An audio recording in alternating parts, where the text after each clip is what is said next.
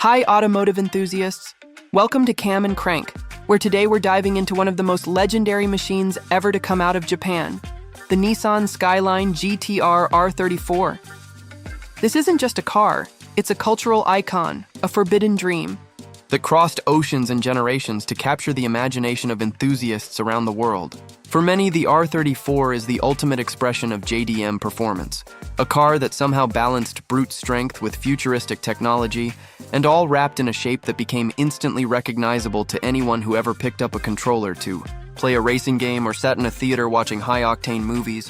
What makes this story so fascinating is that the R34 wasn't supposed to be global at all. It was engineered for Japan, built to dominate a domestic market, and kept from American shores by regulations that only amplified its mystique. And yet here we are decades later, still talking about it, still chasing it, still holding it up as the dream car of a generation. Today on Cam and Crank, we're going to peel back the layers of how this particular Skyline went from a niche performance coupe to a symbol of untouchable cool. We'll look at the origins that shaped its design, the way it was received in Japan and abroad, and the unique blend of technology and storytelling that kept it in the spotlight long after production ended. Along the way, we'll break down the real forces that turned a car into a legend, the fans who elevated it, the media that mythologized it, and the markets that made it almost impossibly expensive today. By the end of this video, you'll understand not only what the R34 Skyline GTR was on paper, but why it still matters in culture, in collecting, and in the way performance cars are judged against one another. If you've ever wondered why people are willing to pay 6 figures, or even 7, for a car that started life as a humble Nissan coupe, stay with us, because the answer lies in a story that blends engineering brilliance, regulatory drama, and pure cultural electricity. So buckle in, because what we're about to explore isn't just the tale of one car, it's the tale of how legends are made, and why the R34 Skyline GTR remains the JDM Godzilla everyone still wants. When Nissan launched the R34 Skyline GTR in 1999, the company already had a strong foundation built by its predecessors. But this version arrived with sharper lines, advanced electronics, and a mission to dominate both on the road and at the track. Enthusiasts immediately recognized it as something beyond a mere successor. It felt like the culmination of everything the Skyline badge had stood for since the 1970s. Micro story. The racing roots of Godzilla. In Japan's domestic touring car championships, earlier Skyline GTRs had already built a reputation as unstoppable, famously earning the Godzilla nickname from Australian media in the early 1990s. The R34 inherited this reputation and arrived ready to extend it. Armed with an upgraded RB26 DTT engine and a sophisticated all-wheel drive system that could send power wherever traction was needed, fans of motorsports saw the car not only as a road vehicle, but as a machine bred for domination, and its presence on tracks amplified its myth. Micro story. Digital stardom through gaming. Around the same time, Sony launched Gran Turismo on the PlayStation, and the R34 became one of the crown jewels of the game's lineup. For millions of young players, this was their first encounter with the Skyline, and it instantly created a wave of global fans who learned to love the car without ever seeing one in real life. The virtual presence of the R34 was a critical step in its cultural spread, proving that performance could be admired across borders long before official exports were even considered. Micro story. Street legend without the streets.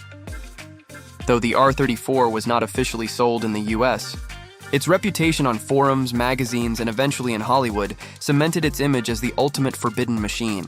Stories of enthusiasts importing them under special rules or bending regulations only heightened its allure. The R34 didn't need to be parked in every driveway to be desired. The mere idea of its unattainability made it even more magnetic. Context digest. Engineering in plain terms. The R34's RB26 DTT engine delivered about 276 horsepower officially, though most cars actually made more. Its twin-turbo inline-six worked with an advanced Atessa ETS all-wheel drive system and a sophisticated multi-link suspension, giving the car grip and balance that rivaled supercars costing much more. Context digest. Why regulations mattered. US import laws, particularly the 25-year rule, meant the R34 was locked out of the American market until at least 2024. This forced scarcity pushed enthusiasts to seek other means, with only a handful entering the country under show and display or race-only exceptions. Context Digest, the pop culture push. When the R34 appeared in blockbuster movies, its profile exploded. One of the most iconic silver and blue R34s driven on screen became a symbol of cool rebellion, and that image cemented the car's reputation among audiences who might never touch one. Reflection Bridge. The R34 had the right ingredients at the right time, and its mixture of technology, timing, and myth-making turned it from a domestic hero into an international dream. Reflection Bridge. But obsession doesn't grow without tension, and in the R34's case, the tension came from the gap between wanting and actually having. The more people were denied, the more they wanted in. The car's role as a symbol of scarcity and longing leads directly into the next chapter, where its forbidden status shaped entire markets and communities dedicated to chasing it. As the R34 Skyline GTR gained momentum in Japan and across global pop culture, the American market became the stage where its story grew more complicated. Here was a car that enthusiasts desperately wanted but could not legally buy, and that gap fueled everything from underground import attempts to soaring black market values. Microstory: the underground import saga. In the early 2000s, specialized companies tried to bring in R34s by converting them to meet US standards, but most attempts ended in legal battles, government crackdowns, or outright seizures. Enthusiasts followed these stories closely, watching as cars were either impounded or granted rare exemptions, and every tale only deepened the car's aura of danger and desire. Microstory: the tuner dream machine. With its robust engine and receptive platform, the R34 became a canvas for tuners in Japan, Australia, and Europe. Videos and magazine features showcased Skylines making 600, 800, even 1,000 horsepower, further proving what the RB26 could handle. These builds circulated online, turning the car into a benchmark of what was possible in tuning culture, and US fans consumed this content ravenously, even if they couldn't touch the real thing. Microstory: the Hollywood moment. The car's on-screen appearance as the star of a major franchise cemented its status in America. It wasn't just a prop. It became shorthand for the kind of performance, rebellion, and unattainability that defined an era of car culture. For millions of viewers, that was the first time the R34 had a face and a roar, and it instantly turned the dream into obsession. Context Digest: the economics of scarcity. Because the R34 was illegal to import for most people, values skyrocketed abroad. What had been a $40,000 car in Japan could fetch multiples of that in markets where demand exceeded supply. This set the stage for the insane collector market that would emerge decades later. Context Digest: the legal gray zones. Show and display laws, race-only imports, and questionable loopholes meant that a small number of R34s did arrive in America, often with intense scrutiny. Each successful case created headlines, and each failure reinforced the idea that this car was reserved only for the lucky few. Context Digest: community obsession. Online forums and early social media became havens for Skyline fans. Enthusiasts shared tuning advice, imported merchandise, and virtual builds long before they ever touched a real R34, building a culture around the car that thrived despite legal barriers. Reflection Bridge. In many ways, the R34's absence from the US only made its presence louder, amplifying its myth until it became more than a car and more like a shared cultural longing. Reflection Bridge. But myths eventually collide with reality, and once the calendar began to move closer to the 25-year mark, the stage was set for the R34 to finally arrive in America, legally. This moment would redefine its legacy, not just as a forbidden fruit, but as an untouchable icon commanding the highest levels of respect and value.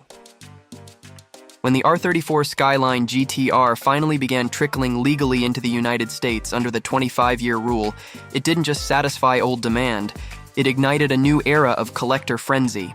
After decades of being whispered about in forums and glorified, on screens the car was suddenly within reach, but only for those willing to pay unprecedented sums. Microstory: the price surge.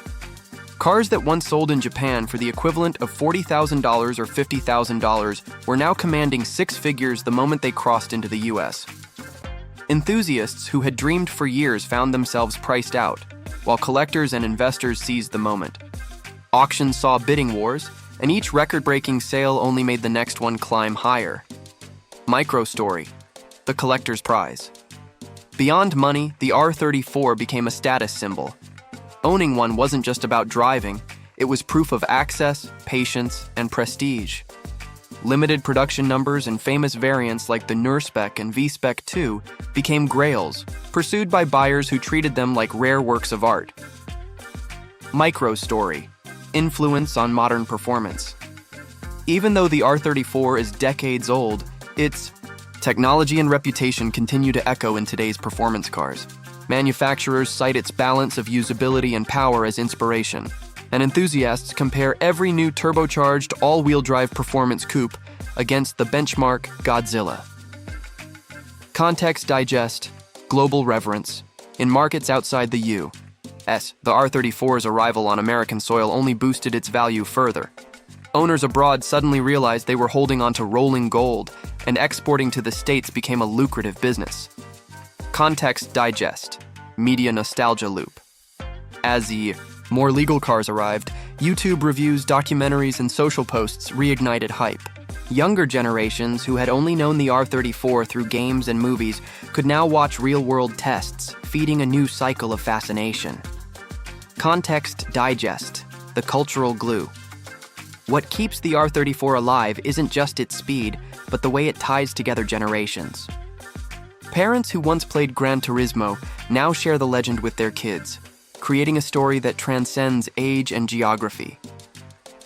Reflection bridge. At this point, the R34 has transcended the car world, standing as proof that myth, scarcity, and performance can fuse into something far greater than metal and rubber. Reflection bridge. And while its values will rise and fall, what won't change is its place in history as one of the most desired machines ever built. The legacy of the R34 Skyline GTR isn't just about numbers or specs. It's about how a car born in Japan rewrote what it means to be a global legend. The story of the Nissan Skyline GTR R34 is proof that a car can be more than transportation. It can be a touchstone for identity, culture, and aspiration. From its racing roots in Japan to its meteoric rise in global gaming and film, the R34 was always more than the sum of its parts. It bridged eras, showing that performance could be wrapped in both brute force and sophisticated technology, and it taught the world that legends aren't always born where they're sold. Even as decades have passed, its allure hasn't dimmed. In fact, its scarcity, its legal drama, and its eventual arrival in America only intensified its story. Collectors chase it, tuners still worship it, and fans who may never own one still revere it, because the R34 represents something universal. The idea of chasing a dream that feels just out of reach. As values climb into the stratosphere, it's easy to see the R34 as a commodity. But at its core, it remains a car that was designed to thrill, engineered to perform, and destined to become myth. That's why enthusiasts continue to gather around it, tell stories about it, and measure other cars against it. Its presence in our collective imagination proves that some machines never fade. They evolve into cultural markers that remind us why we fell in love with cars in the first place. And perhaps that's the most important takeaway. The R34 isn't just the Godzilla of JDM legend. It's a reminder that when passion, technology, and timing align, the result is timeless. Thanks for riding with us on Cam and Crank. See you next time, automotive enthusiasts.